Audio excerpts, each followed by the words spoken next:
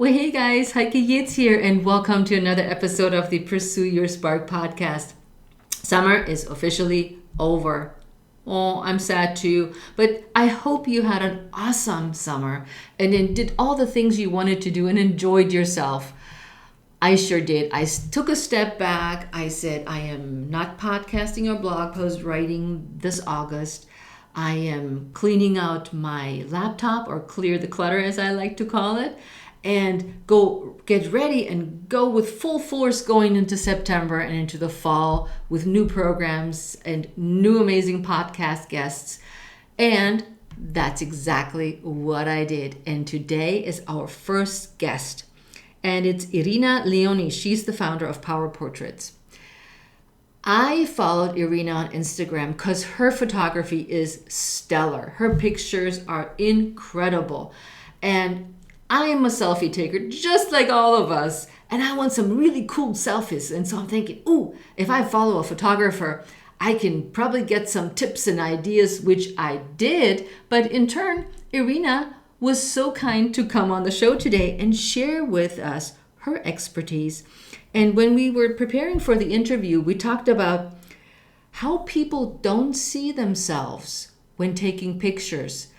And that is the title of today's episode. How People Don't See Themselves with Irina Leoni. But before we dive in, I created a brand spanking new 5-Spark lifestyle strategy guide for you. It's a new comprehensive free guide that helps you get started in your fitness journey or tune up your fitness lifestyle so that you can feel energized, vibrant, healthy, fit, and confident. I will leave a link in the show notes for you to download this free, amazing planner that I created for you. Hey there, you're listening to the Pursue Your Spark podcast. I'm your host, Heike Yates. We're here to help you live a healthy, fit, and confident lifestyle with tips, strategies, and interviews. Listen to the most inspiring women and how they dared to live the life they dreamed of and handle roadblocks in their path.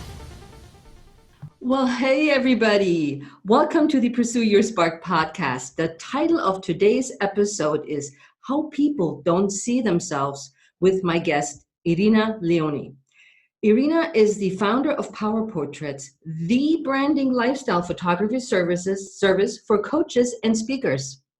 Irina also spends her time educating business owners all over the world about the power of photography in marketing and the customer's experience online.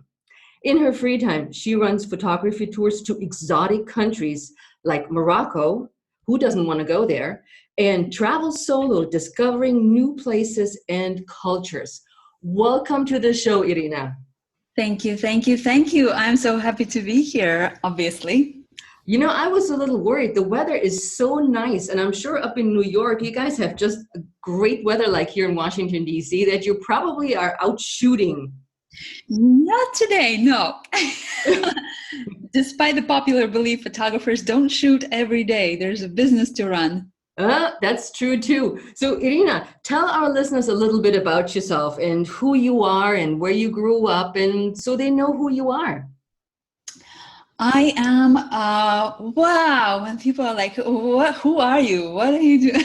Irina, tell me all your good stuff. Well, I am a photographer. I'm a branding photographer. I live in New Jersey, right across the river from Manhattan, in a beautiful, beautiful part of New Jersey where there's a lot of mountains and lakes and a lot of green stuff. And it's just gorgeous here. I'm very happy. But I grew up actually back in Europe. I grew up in a small country named Latvia. It's a former USSR republic, and I'm an immigrant. I'm a first-generation immigrant. I moved here, basically grabbed my family and moved here to the United States. That was fun. And you're just like me, first-generation immigrant. Yes. Super cool. I mean, I'm the only one here from my family. Everybody else stays back in Germany and goes, yeah, I don't want to go there. I'm great. You just stay there. That's what I say. You don't want to go there? Wonderful. More for me. Now, when you grew up in Latvia, did you start or did you have a desire for photography back then? I was dabbling. My dad used to be a hobbyist photographer. And so, in order to spend more time with him, Oh, I decided to, I was kind of showing him that I'm interested, but all I wanted is just to sit next to him in oh. a little, in a little dark room that he had set up in our bathroom. And eventually, he got me my own camera and was buying me film and helped me learn how to develop photos. But honestly, all I wanted was to spend time with my father back then. The to interest in photography developed a lot later in life. So when you hung out with your dad, what did you guys take pictures of? Wow. Oh, he was basically taking pictures of us, the family. I Okay. was taking pictures of. I started horseback riding back then, so I was taking pictures of horses mostly and Uh-huh. people. Uh-huh. That was my yeah, if I still had all those film rolls, I'm sure it would be all horses. Well, you must have spent a lot of time in the dark room developing those pictures because I remember back in the days, there were tons of film rolls, and there was not like right now where you click on your camera and you go, "Oh, this was awful. I deleted." Yes, no, obviously you had to actually think about the frame and figure out everything before pressing the button because you only get 36 um, exposures in a roll maximum, and Yeah. you don't want to spend it all on one shot. Like right now, when I'm shooting, we photograph anywhere between 1,000 and up photos in half a day. And then Wow. later, I had no idea. yes, it's not a very good thing. I'm trying to break that habit. It came from it's a long story probably, but I'll tell it quickly. When I started shooting seriously, I started with fashion photography, but because this is how you break in. If you want to start photographing people, you need to start shooting with models because they're the only ones willing to show up in front of your lens and allow you to play with them. Your family will not be so happy when you photograph them because, well, your pictures are still terrible, they're not excited, and everybody hates taking their pictures. Yeah, that's true. My family too. They're like, no, not me, not me. Take a picture of them. To the kids, to the kids. Exactly. So, and in fashion, you shoot a lot because it's all energy. It's all about the movement. It's all about capturing something basically by chance a lot of time. You just direct the model in order to get somewhere, but you're not quite sure where you're going to get. So you end up taking a lot of photos.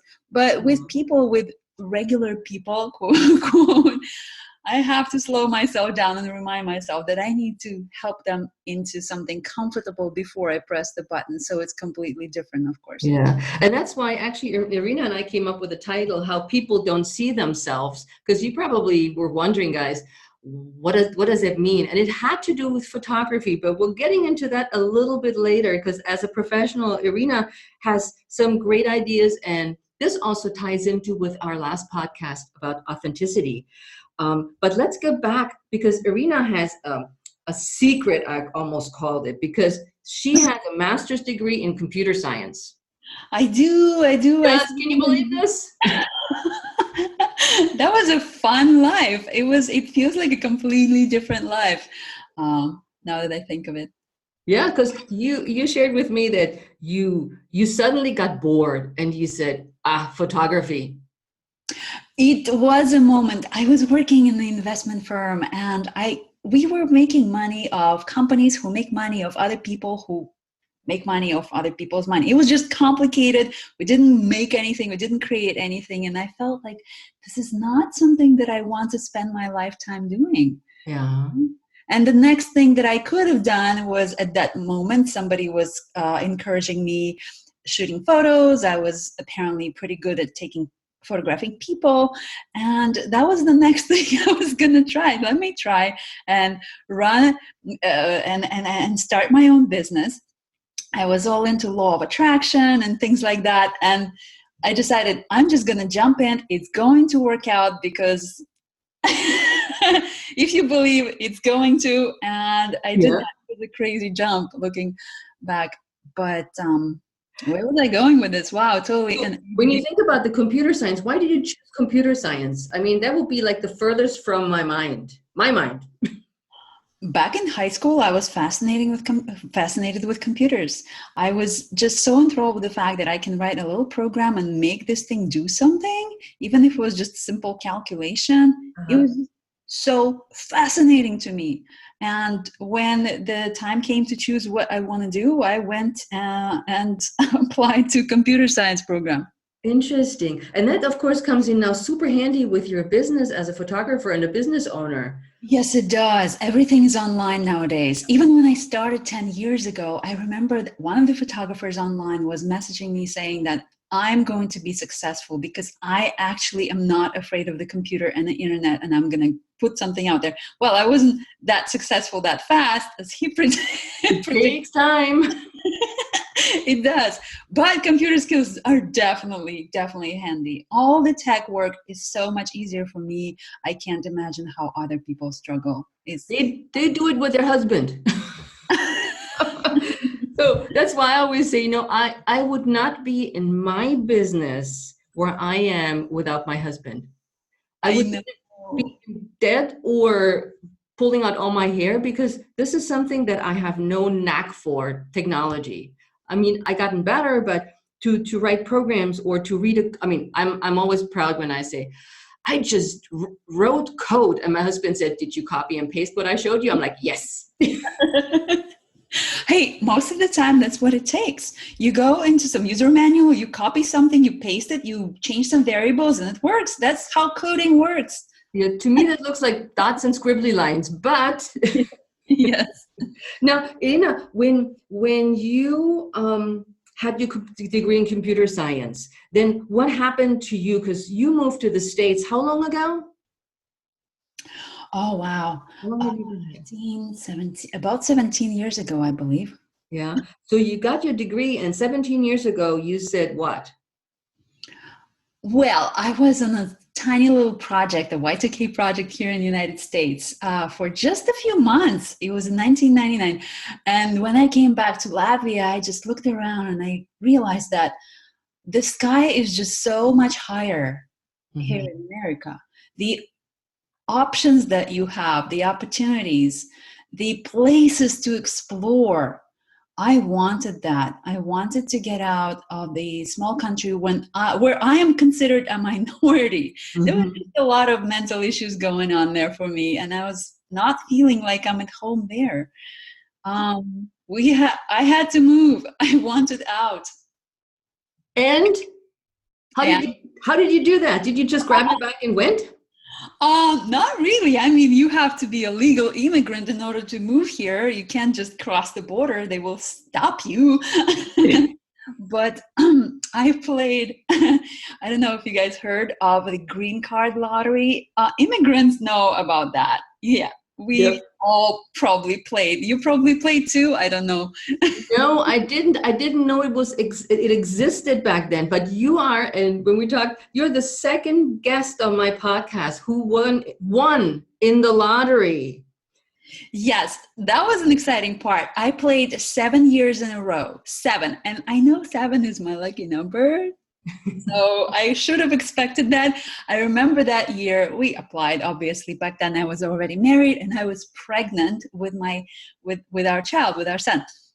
And we applied, and I remember that night walking home after seeing some friends who were visiting, seeing them back to their car, and we're checking mail, and there's this big envelope, and I know what it is. It couldn't have been anything else. It was a big, heavy A4 format envelope, and I was so pregnant. And I remember it was one of the happiest moments in my life. I'm like, we're moving out of here. We're moving.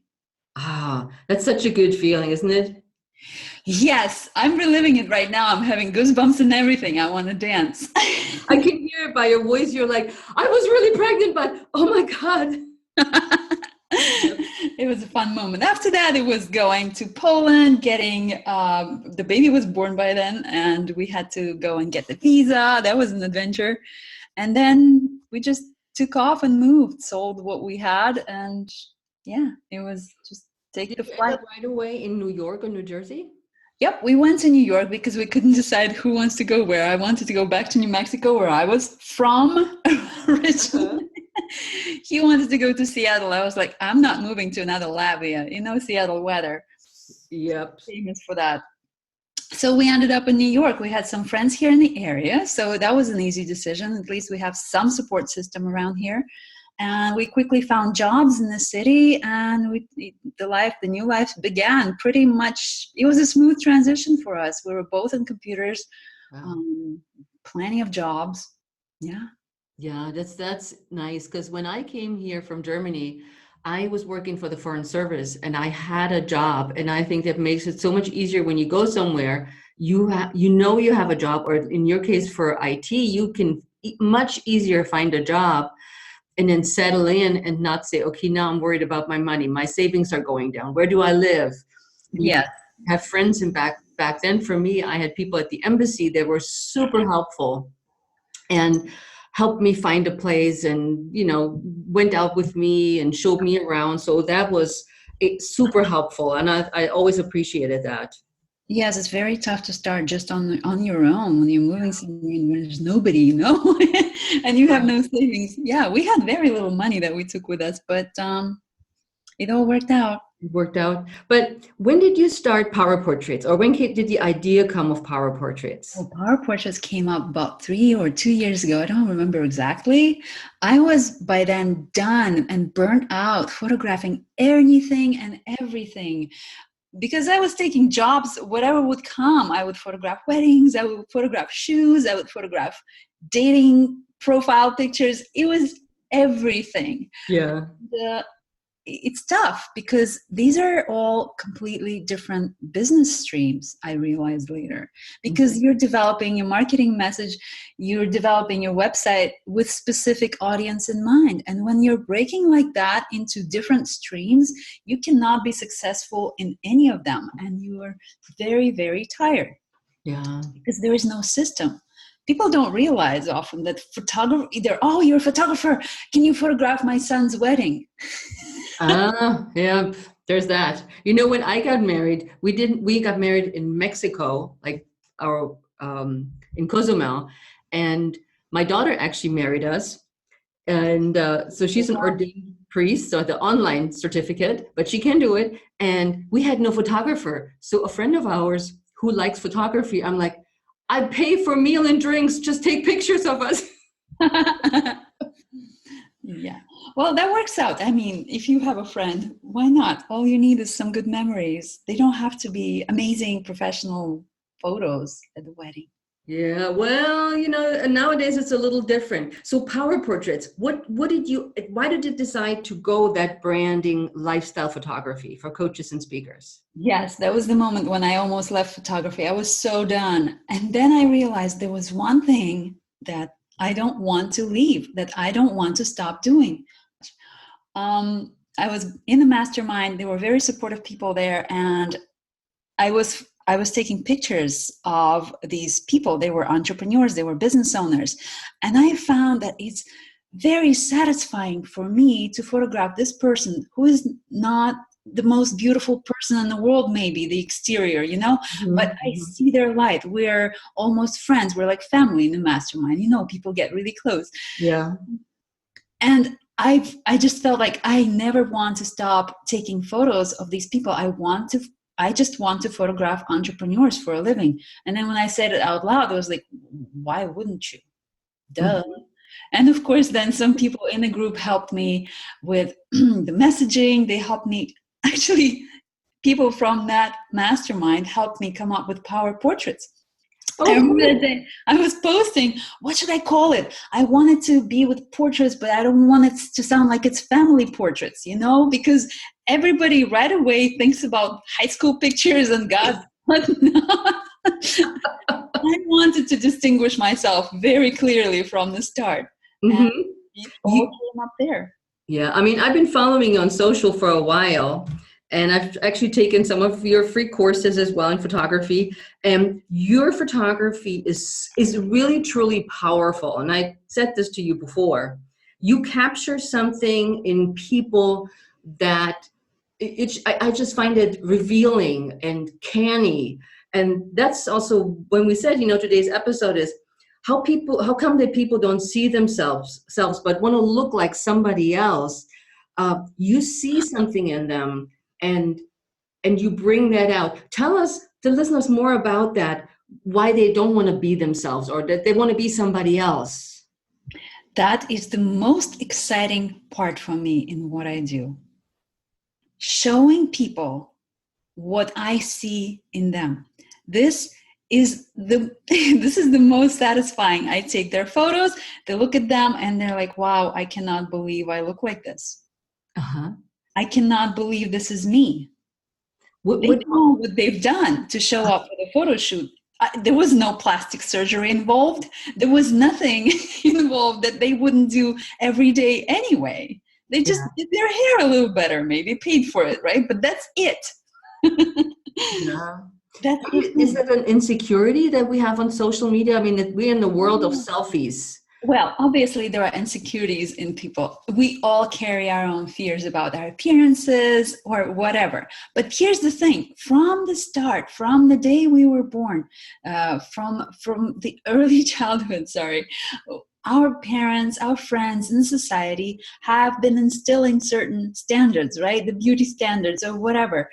And the way we see ourselves when we are looking in the mirror, especially women, right? We look in the mirror to correct some issues. We're looking for something to fix. We walk into the theater lobby. There's a big mirror in the lobby. We do what? We check that our dress is still in place, our hair is still in place, right? Yeah. We walk into the bathroom. We fix our makeup. We look for something. We look for some flaws. This is what we do, especially women. Men are not like that. They look in the mirror, they check themselves out. Trust me. They're pretty happy with what they're seeing. Yeah. So when you have them in front of the camera, do people tell you what they want? Sometimes it is necessary. For example, if you're shooting for a podcast cover, you have a specific idea in mind, you show the photographer what kind of picture and why you want. If you need a specific color, specific background, it all works. And I'm totally cool and encouraging when people want something specific and we work off their direction. But most of the time, I wouldn't work with somebody who is like that. It's like there's no creative freedom and I can't bring out that magical moment. In the trust, in the interaction, in our first meeting, the first conversation, how we connect, how it all goes, how they begin to trust me, how I begin to trust them. I'm nervous too. I'm the one supposed to perform. They just need to show up. Oh, you nervous too? Of course. Oh, interesting. Of course. This is a complete stranger. I may have spoken to them on the phone. If they've done power portraits with me, then we probably have been hanging out for 2 or 3 months, putting the strategy together. But if it's just headshots, I'm seeing them for the first time. And I need to... and I have to... I never thought of that way. I was like, you guys are behind the pros, behind the camera. You're just like, yep. Just go. No, unless you're just shooting high school pictures where it's all a matter of pose and light and everything's set up and it's boom, boom, boom like a conveyor. Yeah. No. You have to connect. Yep. You have to make them feel comfortable and you need to get yourself comfortable. And it's a complicated process because you need to get comfortable first. Otherwise they won't relax. Yeah, I just remembered my last photo shoot I had. And we instantly clicked to here in Washington, D.C. But I still was trying to be like posing. And she's like, no, just laugh, just mock, just sit, do whatever. So it was like you described, it's a mutual relationship. Yes, posing doesn't really work anymore. If you look at pictures from 1960s, it's funny to watch. Everybody's posing. Well, people who can, right? Yeah. That was all right back then because, well, photography was film photography. And again, we didn't mess around. Now we have the opportunities to capture the authentic personality of our subject. So we can spend some time, we can spend some camera, whatever it is, the storage in the memory card. It doesn't matter anymore. You just click, you just get the person used to the fact that there's something clicking in that camera, and they will relax eventually. Mm-hmm. So when you do your photography tours, like I have not been to Morocco and I've seen the pictures, very tempting. Yes. Oh, it's a wonderful experience. Is that a group? How does that work with your business? How do people sign up, or what? How does that work? How does that work? Well, there is a tour that I design based on the experiences that can be put together in a certain time frame, and I create a page, and people sign up basically on it's either word of mouth, or sometimes people who are following me on Instagram, they see me start talking about it, Mm-hmm. and we all fly in. We have a transportation arranged on the spot. There's a little minivan that we use. It's a luxury van. It's very comfortable. There's always water. And we're basically doing this tour, going from place to place. There are certain activities. What it's focused around, however, it's not the usual tour. We're focusing on photography. So I'm always trying to invite people who are interested in photography, whether they have a camera or not. My partner in this business venture, in the tours, she is not a photographer. Her name is Denise. She loves taking photos with her phone. She says she learned a lot from me over the years, from hanging out, from my courses.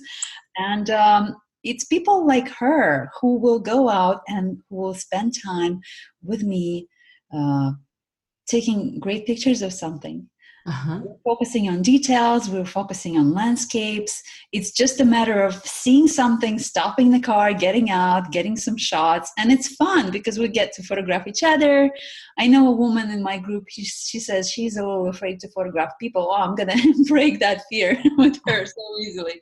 We have some very good subjects coming on the tour with us this time. Nice. So it's all going to be fun. Oh, fun. When is the next tour?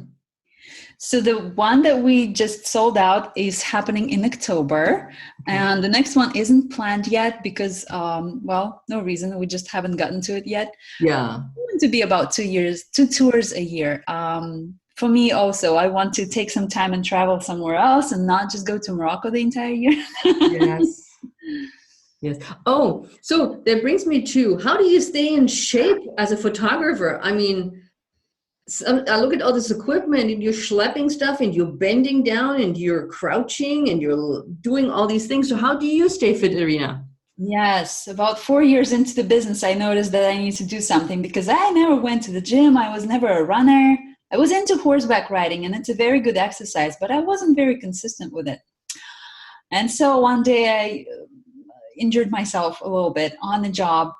I don't remember what exactly it was, the back, the wrist or something, but I realized that I need to start getting into shape. She said, I need to get into shape. Then what did you do? I don't know. I think I joined the gym. I started taking yoga classes and I started running. So I was all in. It didn't work out quite right away because it's a big lifestyle change, and some people need to make small changes in order to get there. And I am one of those people. I need to move slowly in order to go faster. Irina, everybody succeeds much better with smaller, what I call baby steps. Yes. Just throw yourself into exercise and like, I'm going to get fit, and it's not a lifestyle, it's not a habit. You either hurt yourself, get burned out, or hate it. I hated it. Yes, I'm one of those. If you're listening and thinking about getting fit, you need to take it easy on yourself. Start with something small. This was a big mistake. It took forever to Good get intentions. Yes. Now it's easy. Now I do yoga once a week. I run almost every day in the morning. I started doing these 5K races that are helping me with my speed, because you can't help it when there's a lot of people running with you and people passing you. Even if you're trying to keep your slow pace, your legs are carrying you faster than usual. I'm surprised at what I'm getting as a result. It's amazing, isn't it? But And 5K races, a 3 mile race, are so doable. It is. It's so very easy. I didn't realize I'm going to actually like it. I always was one of those people who hates competitions. And I always look down at races thinking, I don't want to run in a crowd. It's too loud, too many people. They're bumping into you. Turns out, no, they're only bumping into you in the beginning. And you can actually make friends that way too. But yes, that's very true. That is very true. So I'm glad you found something that helps you be physically fit for your job. Definitely. It helps a lot. It helps a lot. So is there anything about photography you want to share with our listeners? So I want to bring it back to the topic of our podcast, that people don't see themselves. Some tips, perhaps, that I could leave you guys to help with in the future, especially if you've never had a photo shoot and you're probably nervous as hell. I want to say, be nervous.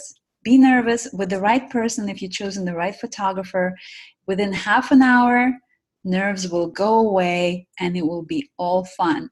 And in 3 hours, you will be so bored, like you've been doing it your entire life. Mm-hmm. Trust the person that you've hired and let them just follow their direction, because they are seeing something else. They are seeing someone else. They're not seeing what the person you see every day in the mirror. We don't even see ourselves outside of the bathroom mirror, right? We walk around, we have no idea what we look like most of the time. We have no idea what our energy is like, the way we move our arms, the way we move our torsos or shake our head, or the way we laugh.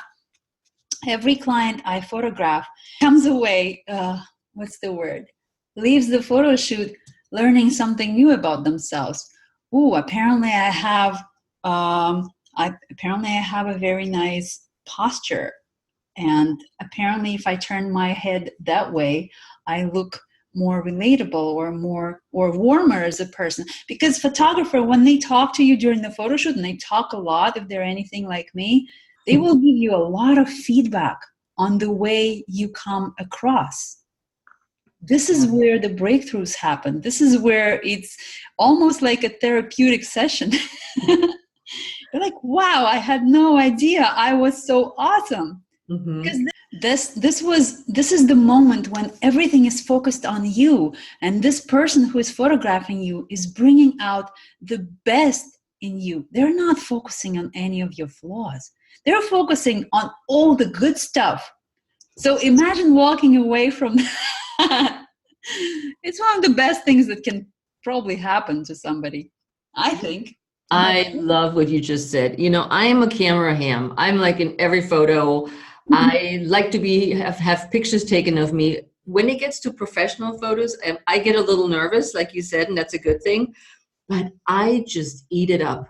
I love when I get directions, and the photographer moves me in ways that I wouldn't move, and or sit in a way or look a certain direction where I think, oh, this is stupid, this is goofy, this is. But I'm looking at the photo and I'm like, oh my God, this is so good. That's the thing. The difference between the way we act in real life and on camera is different, because camera captures a still image of you. And in order to transform the energy into that image, we have to exaggerate. It's almost like we need to be more theatrical. Yeah. That's why the photographers are asking us to be more goofy or more something, whatever it is, crazier looking. Yep. Still photo. Yeah. So Irina, how can people discover more about you? And do you have anything for them to reach out to you? Where are you on social media? Tell us about it. You can find me on Instagram. I am Irina Leoni. I post small tips for business owners, for coaches, for speakers, helping them. Right now I'm running a campaign helping them learn more about Instagram, because most people who are on Instagram have no idea how to actually use it properly. They just throw some content out there and hope it sticks. Well, it doesn't stick. So true. So I'm posting some tips on there, and I'm promoting a little workshop that I'm doing. It's a live workshop with me. Anybody who has been on Instagram for a while and knows where all the buttons are, they can join me to just to build their own brand specific content. It could be for the next week, 2 weeks, or a month, depending on how often they post. It's very actionable. I ask all the right questions.